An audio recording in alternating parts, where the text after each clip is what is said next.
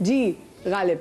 अच्छा, गुड़ बहुत अच्छी दवा है उन बच्चों के लिए, उन हजरात के लिए, उन बुजुर्गों के लिए जिनको कब्ज़ का मसला रहता है।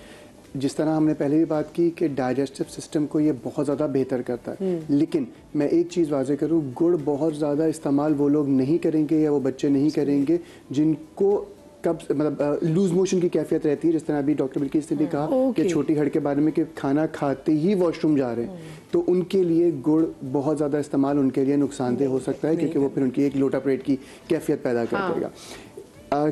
बनाना कैसे है? एक ऐसा शरबत जो कि आप घर में बनाएंगे और कब्ज़ के लिए ये बहुत अच्छा है। मेरे पास बहुत सारे ऐसे पेशेंट्स आते हैं जिनके बच्चे बहुत छोटे हैं, 1 साल 1.5 साल, और फिर ऐसा होता है कि हल्के हल्के जब उनको तकलीफ हो रही होती है कॉन्स्टिपेशन की वजह से, तो वो उनकी आदत बन जाती है स्टूल को होल्ड करने की। फिर वो रेक्टल इन्फ्लेमेशन में भी चला जाता है और इसके साथ साथ उस डर की वजह से आगे ज़िंदगी में बहुत ज़्यादा मसाइल क्रिएट होते हैं। तो ये एक ऐसा मसला है जो कि शायद शुरू में ऐसा नहीं लगता कि कोई बहुत बड़ा मसला है, लेकिन आने वाली ज़िंदगी में बच्चों के लिए खासकर बहुत ज़्यादा नुकसानदेह हो सकता है। इसमें सिर्फ 3 चीज़ें। सना मक्की के पत्ते बहुत आराम से आपको मिल जाएंगे। इसमें एक ख्याल कीजिएगा कि सना मक्की के सिर्फ पत्ते हों। कुछ लोग डंडी साथ दे देते हैं, अगर डंडी इस दवा में शामिल हो जाएगी तो वो पेट में मरोड़ का बायस बनेगी। तो सना मक्की के पत्ते तकरीबन 1.5 गिलास पानी लीजिए। सना मक्की के पत्ते से 20 ग्राम डलेंगे। इसको अच्छी तरीके से उबालें। तकरीबन जब पानी 1 गिलास रह जाए तो इसको छान लीजिए। दोबारा पतीले पे डालिए, मतलब से वो डिकॉक्शन होगा, उसकी चाय होगी एक तरह से सना मक्की के पत्तों की। उसमें 50 ग्राम गुड़ ऐड कर दीजिए और उसको इतना पकाएं कि वो एक गाढ़े टेक्सचर में आ जाए, सिरप के टेक्सचर में आ जाए, और उसको बंद करके रख दें। अब ये सिरप आपका बन गया, इसको ठंडा करें, फ्रिज में रखें। रोज़ाना रात के टाइम पे बच्चे को 1 टीस्पून से स्टार्ट करें। हम 1 टेबल स्पून तक जा सकते हैं एज पर नीड। इसको आप डोजेज इसकी बढ़ा सकते हैं और बच्चों को मजे का भी लगेगा। गुड़ है ना, गुड़ है, टेस्ट ऐसा होगा कि बच्चों को टॉफी वाला जायका आएगा। अब ये तो कब्ज़ के लिए बनाया मैंने, लेकिन क्योंकि आजकल वायरल इन्फेक्शंस बहुत ज़्यादा चल रहे हैं, तो गुड़ आपकी इम्यूनिटी को भी बेहतर करता है। गुड़ गले के लिए बहुत ज़्यादा सूदिंग है। तो ये दोनों अद्वियात जो मैंने मिलाई, इसमें सना मक्की और गुड़, ये दोनों चीज़ें जो है वो बच्चों के हज़म के निज़ाम को भी बेहतर करेंगे, भूख को बेहतर करेंगे, कब्ज़ को बेहतर करेंगे, गले को बेहतर करेंगे, सीने के इन्फेक्शंस को बेहतर करेंगे, और इम्यूनिटी के लिए भी एक बेहतरीन दवा साबित जब आप उसको कंज्यूम करेंगे तो जहाँ जहाँ से गुजरता हुआ जाएगा उसको ठीक करता हुआ जाएगा। गुड़ की ही अगर बात की जाए, जैसे अभी आपका गला ख़राब हो रहा है, ना सिर्फ ये कि आपका, मेरे ख्याल से कराची में बेशतर लोगों का गला ख़राब है, थ्रोट इन्फेक्शंस हैं। अच्छा, कराची में नहीं, मैं आपको हाल बताऊँ, जैसे लाहौर, मैं तो जब लाहौर गई हूँ और लाहौर से मैं वापस आई हूँ, वो स्मॉग ने मुझे लगता है कि वो मेरे लंग्स खा गया है। और मैं जब मुझे महीना होने को आया है, मेरी आवाज़ ना बेहतर हुई है, मुझे सांस का इतना इशू होता है। तो हम कराची में तो आजकल अब वायरल आए, लेकिन मैं लाहौरियों का सोचती हूँ कि भाई लाहौरियों को सलाम है कि वो इतनी स्मॉग में सांस ले रहे हैं। तो मतलब हम होकर आए तो मेरी सांस खत्म हो गई है। आदत की बात है, इम्यूनिटी डेवलप कर देता है, ये अल्लाह का निज़ाम है। मैं एक छोटी सी बात करूँ, मुझे फैक्ट्री किस चीज़ की थी याद नहीं है। इंडिया में एक फैक्ट्री थी जिसमें बहुत सारे मजदूर काम करते थे, और उस फैक्ट्री के बारे में अंग्रेज़ों ने रिसर्च की कि यार इस तरह का काम अगर हमारे ममालिक में होता है तो हमारे यहाँ तो फेफड़े के कैंसर हो जाते हैं लोगों को, तो इस फैक्ट्री में ऐसा क्या हो रहा है जिसकी वजह से नहीं हो रहे। उन्होंने तहकीक के तौर पे उस फैक्ट्री को एक नमूने के तौर पे उठाया और वहाँ जाके रिसर्च की। जब वहाँ पे रिसर्च की तो उनका एक कानून बना हुआ था जो कि उनके मालिकान को खुद नहीं पता कि ये कब से है। उनका ये कानून था कि जब बंदा फैक्ट्री में एंटर होगा तो एक छोटा सा गुड़ का टुकड़ा खाएगा और फिर एंटर होगा, उन्होंने खुद रखा हुआ है। और जब बंदा बाहर जाएगा तो एक छोटा सा गुड़ का टुकड़ा खाएगा और फिर बाहर जाएगा, वो उनके लिए कंपलसरी था। कहते क्यों है मुझे नहीं पता, हमारे परदादाओं से चला हुआ आ रहा है ये रूटीन, और हमने इस रूटीन को अपनाया हुआ है। फिर उन्होंने पूरी बात बताई कि ये जो आप गुड़ खिला रहे हैं ये उन लोगों को लंग कैंसर से और लंग्स के इन्फेक्शन से इस तरह महफूज करता है। सारा फ्लश आउट, सारे टॉक्सिक्स हैं, वो उसको फ्लश आउट कर रहा था। मैं छोटी सी ब्रेक की तरफ जा रही हूँ, ब्रेक के बाद आएंगे, इसको कंटिन्यू करेंगे, कहीं मत जाइएगा।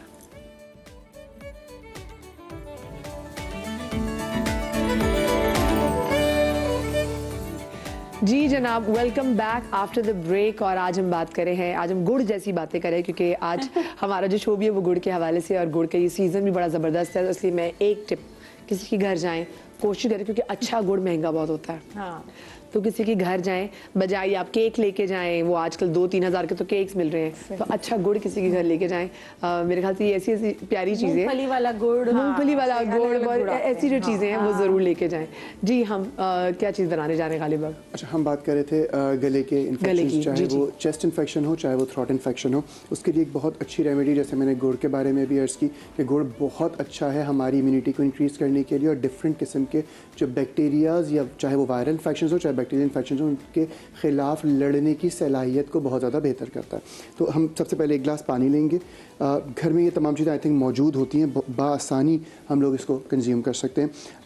एक गिलास पानी लिया मैंने, तकरीबन इतना टुकड़ा, 1 इंच का टुकड़ा इसमें अदरक का ऐड किया जाएगा, लौंग 2 से 4 अदद, और 1.5 से 2 इंच का टुकड़ा दालचीनी का।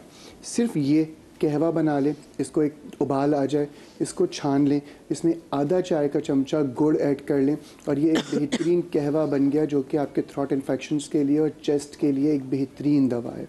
अगर कुछ लोगों को क्रॉनिक कोई इशू है चेस्ट का, लंग्स का, बलगम बहुत ज़्यादा रहता है और बहुत ज़्यादा वूपिंग कफ उनको हो रही है, तो इसमें जो हमारी कॉकटस रूट होती है वो ऐड हो सकती है, जिसको हम कुस्तेशीरी कहते हैं। कुस्तेशीरी का एक टुकड़ा ऐड हो जाएगा जो कि चेस्ट इन्फेक्शंस के लिए बेहतरीन दवा साबित होगा। तो ये आप घर में बनाएं, 2 साल से लेके ताहयात कोई भी एज ग्रुप है उसमें लिया जा सकता है। बट शुगर के पेशेंट्स, जैसे मैंने पहले भी कहा कि गुड़ का इस्तेमाल नहीं करेंगे वरना वो शुगर बहुत ज़्यादा बढ़ाएगा।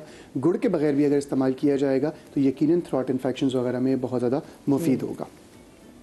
अच्छा, गुड़ के बारे में तो बहुत सारी बातें हो गई, हमने बहुत सारी चीज़ें डिस्कस कर ली। तिल कैल्शियम लेवल में बहुत ज़्यादा बेहतर हैं। जैसे बिल्किस आपने बताया कि जो बच्चे बच्चियाँ चाहते हैं कि उनकी हाइट बढ़े, देखें एक होता है केमिकलाइज, केमिकल कहीं ना कहीं जाके कुछ ऐसे कंपाउंड्स पैदा करता है जो कि आपको रिएक्ट करेंगे। मैं अगर छोटी सी बात करूं, बहुत सारे लोग जो 2 नंबर दवाएं बेच रहे हैं, मैं माजरत के साथ, लेकिन 2 नंबर का मतलब यह है मिक्सिंग वाली या गलत अद्वियात बेच रहे हैं जो कि वेट गेनिंग के तौर पे और हाइट बढ़ाने के लिए होते हैं। इसमें बहुत सारे इन्फेक्शंस या खराबियां पैदा करने की सलाहियत होती है, तो मैं हमेशा मना करता हूँ कि वो ना लिया जाए। क्या कोई ऐसी दवाइयाँ हैं जिनसे वजन बढ़ सकता है? बिल्कुल, वजन सर वेट बढ़ सकता है, कद बढ़ सकता है, दोनों चीज़ें। बात यह है कि स्टेरॉइड दे रहे होते हैं, वो कद थोड़ा सा इंक्रीज करते हैं। कुछ ऐसी अद्वियात होती हैं जो हड्डियों के सेल्स को मल्टीप्लाई करती हैं। मुझे एक बात बताएं गालिब, आपने एक चीज़ नोट की है, मैं अक्सर फैमिलीज में देख रही हूँ जिनकी अम्मा और अब्बा की हाइट इतनी लंबी नहीं है, उनके बच्चों की बहुत एक एबनॉर्मल लंबी हाइट है। मतलब दे विल बी लाइक 6'3", 6'4", और ये मैं आजकल देख रही हूँ कि एकदम से जब एक हाइट निकलती है और काफ़ी ज़्यादा लंबी height. Is it because of the food? ये जो हम दूध के डिफरेंट ब्रांड्स इस्तेमाल कर रहे हैं, जो पाउडर जो हम इस्तेमाल कर रहे हैं, protein powder, is it because of that? मेरा नहीं ख्याल, ये बेसिकली जेनेटिक्स होता है। और हमारे 7 बाप और 7 दादा दादी, नाना नानी, ये चारों 7 नस्लें, कहीं पे भी कोई जीन अगर आ जाएगा तो वो ऑब्वियसली वो होता है। ज़रूरी नहीं है कि माँ बाप छोटे हैं तो बच्चा छोटा ही रहेगा। बहुत सारे लोग हैं, मैं ऐसे लोगों को भी जानता हूँ जो कि दोनों बोने हैं, मियाँ बीवी, उनकी शादी है, बच्चे माशाल्लाह बिल्कुल परफेक्ट हैं। तो ऐसा भी होता है, और ये जेनेटिक्स होता है। तो जेनेटिक्स अब चेंज भी हो रहे हैं पूरी दुनिया में, हम देखते हैं तो बच्चों की पैदाइश से पहले ही उनकी तमाम चीज़ें, आँखों का कलर, बालों का कलर, वो सारी चीज़ें होती हैं। लेकिन बात यह है, जैसे मैं बात भी कर रहा था, जब आप अल्लाह की कुदरत से खेलेंगे ना तो कोई ना कोई चीज़ कुदरत आपके साथ भी करेगी। मैं बात कर रहा था मल्टी हाइट गेन के जो अद्वियात हैं या वेट गेनिंग के जो अद्वियात हैं, उसमें स्टेरॉइड्स डल रहे होते हैं, और मल्टीप्लिकेशन ऑफ सेल्स अगर बोन में होगा तो हाइट बढ़ेगी। ठीक है, और यही डेफिनेशन है कैंसर की। जो कार्डियक अरेस्ट के भी चांसेस बढ़े, बिल्कुल बढ़ेंगे, बिल्कुल ऐसे ही है। जब मल्टीप्लिकेशन ऑफ सेल्स होगी तो ये डेफिनेशन है स्पेसिफिकली कैंसर की। जो लोग जिनकी हाइट किसी ऐसी दवा से, जो केमिकल वाली दवा है, जो आपने रेगुलर बेस पे इस्तेमाल करके अपनी हाइट बढ़ाई है, मैं शर्तिया कह सकता हूं कि उनको 40 से 45 साल की उम्र में किसी न किसी किस्म का कैंसर होने का चांसेस 90% बढ़ जाएगा एज कम्पेयर टू नॉर्मल बंदा। तो ऐसी चीज़ें इस्तेमाल ना करें जो कि बाय फोर्स कोई चीज़ कराई जाए हाइट में या वेट में। वेट खुद बढ़े वो ज़्यादा बेहतर है। आप डाइट अपनी अच्छी करें, आप कुछ एक्सरसाइज ऐसी करें जिससे हाइट बढ़े। एलीट मसला लग रहा है ना कि हम अपना वेट बढ़ाना चाहते हैं। मेरे पास एक कॉल आई, 30 साल की बच्ची है, 30 साल की बच्ची का मैं कैसे हाइट बढ़ाऊंगी? कह रहे नहीं, तो हम तो आपसे जानना चाह रहे हैं क्योंकि ऐड चल रहा है कि 30 साल 35 साल में हाइट बढ़ सकती है। मैंने कहा हाँ, मैंने कहा ऐसा नहीं हो सकता। हाँ भाई, ऐसा नहीं होता। हाँ, प्लीज आप लोग थोड़ा सा रिसर्च करें और फिर आप कोई भी प्रोडक्ट खरीदें। अच्छा, तिल बहुत ज़्यादा इशू होता है बच्चों को बेड वेटिंग का। रात को सोते हुए पेशाब का निकल जाना, तो ब्लैडर की कमजोरी भी होती है। और ऐसे बच्चों में ज़रूर ये बात मैं वाज़ेह करूँगा कि ये ज़रूर देखें कि कहीं ना कहीं कोई ट्रॉमा होता है उनकी ज़िंदगी में, कोई टीचर होता है, कोई बाप होता है, कोई खाला होती है, कोई भी रिश्ता हो सकता है, कोई भी स्पेसिफिक बंदा हो सकता है जो उनके दिमाग पर सवार है। वो उसके खौफ से कभी कभी बच्चे पेशाब कर रहे होते हैं, उसको ज़रूर टैकल करें। मैं बहुत सारे बच्चों को जानता हूँ जिनके से बात करने से, थोड़ा सा उनकी बात समझने से और अपनी बात समझाने से मसाइल हल हो जाते हैं। कभी कभी खाली हम अपने बच्चों को डरा भी रहे होते हैं बिला वजह, बहुत डरा रहे हैं। अच्छा, वॉशरूम का भी डर बहुत होता है, यहाँ नहीं जाओ, यहाँ अंधेरा है, तो इन चीज़ों का भी डर होता है। हम अपने बच्चों के जहन में खौफ पैदा कर रहे होते हैं, उनको बहुत सी जगह पर डिसिप्लिन करने के चक्कर में। बिल्कुल, तो वो चीज़ है। अच्छा, इसके लिए एक बहुत ज़बरदस्त रेमेडी, सफ़ेद तिल 1 चाय का चमचा, काले तिल 1 चाय का चमचा, और पम्पकिन सीड, कद्दू के बीज 1 चाय का चमचा। ये तीनों चीज़ें हम वज़न ली मैंने, इनको हम रोस्ट करेंगे, किसी भी लोहे के तवे पे थोड़ा सा रोस्ट करेंगे और इसको अच्छी तरीके से पाउडर कर लेंगे। सिर्फ आधा चाय का चमचा रात को सोते वक्त ये पाउडर दे दीजिए।